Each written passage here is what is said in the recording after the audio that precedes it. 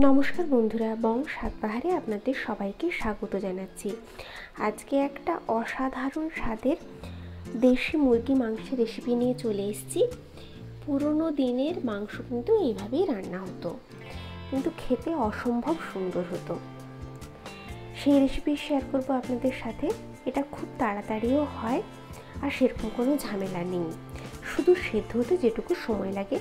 এই জন্য দেশি মুরগির মাংস নিয়ে নিয়েছি আমি 1 কেজির মতো। এরপর পরিমাণ মতো লবণ, লেবু রস দিয়ে দিলাম। গোটা গরম মশলা একটু থেতো করে নিয়েছি, জায়ফল, জয়িত্রী আর তেজপাতা দিলাম। এরপরে বাদবাকি মশলাগুলো দেব। আদা, রসুন আর কাঁচা লঙ্কার পেস্ট করে রেখেছিলাম, ওটা দিয়ে দিলাম। এরপর দিচ্ছি টক দই 2 চামচ মতো। এরপর কালারের জন্য কাশ্মীরি লঙ্কা গুঁড়ো দেব। মাংসে একটু কালার না এলে অতটা ভালো লাগে না, তাই দিচ্ছি। এরপর ধনে গুঁড়ো আর জিরে গুঁড়ো দিয়ে দিলাম। পেঁয়াজ কুচি দিয়ে দিচ্ছি বেশ কিছুটা, আর টমেটো কুচি, ধনেপাতা কুচি দিলাম। কস্তুরি মেথিও একটু দিয়ে দিচ্ছি। এরপর ভালো করে মাখিয়ে নেব। এইভাবে একটু সময় নিয়ে মাখিয়ে নিলে এর টেস্টটাও কিন্তু দারুণ হয়। এইটা একটু ভালো করে মেখে নিতে হবে। হলুদ গুঁড়োটা আমি স্কিপ করে গেছিলাম, হলুদ গুঁড়োটা দিয়ে দিলাম। দিয়ে সমস্ত মশলা এইভাবে ভালো করে মেখে নেব, যাতে মাংসের গায়ে সব মশলাগুলো ভালোভাবে লেগে যায়।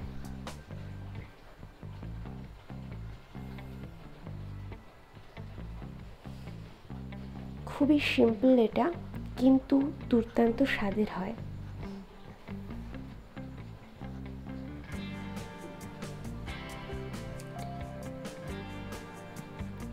এরপর প্রেসার কুকার বসিয়ে কিছুটা সর্ষের তেল দিলাম, আর কালারের জন্য চিনি দিচ্ছি।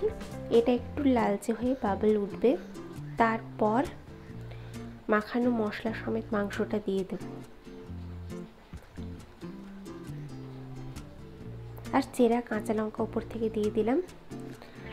আর আলুটা আমি লবণ দিয়ে একটু লাল করে ভেজে নিয়েছিলাম। এটা কিন্তু সেদ্ধ করব না, তাহলে ঘেটে যাবে। যেহেতু প্রেসার কুকারে করব, তাই সঙ্গে সঙ্গেই কেটে ভালো করে পরিষ্কার করে ধুয়ে একটা কড়াইতে তেল আর লবণ দিয়ে একটু লালচে করে ভেজে নিয়েছিলাম। আর একটু জুস রাখবো, ওই জন্য জল দিলাম। আপনারা যদি মাখো মাখো করতে চান তাহলে কম জল দেবেন। আমি এখানে মিডিয়াম ফ্লেমে 5টা হুইসেল দিয়েছি, তবে মাংসটা যে যেরকম ইউজ করবেন সেই রকম কিন্তু হুইসেল হবে। হয়ে যাওয়ার পর গরম মশলা গুঁড়ো উপরে ছড়িয়ে দিলাম, আর ধনেপাতা কুচি। কালারটা অসম্ভব সুন্দর এসছে, আর স্মেলটাও। আর দেখুন, মাংস কিন্তু একদম সেদ্ধ হয়ে গেছে। দেশি মুরগির মাংস সেদ্ধটা কে কীরকম মাংস ইউজ করবে সেটার উপরে অবশ্যই ডিপেন্ড করবে। অনেক সময় হতেও পারে 5টাতে হলো না, হয়তো আরও 2টো সিটি লাগতে পারে, ওটা আপনারা একটু দেখে নেবেন।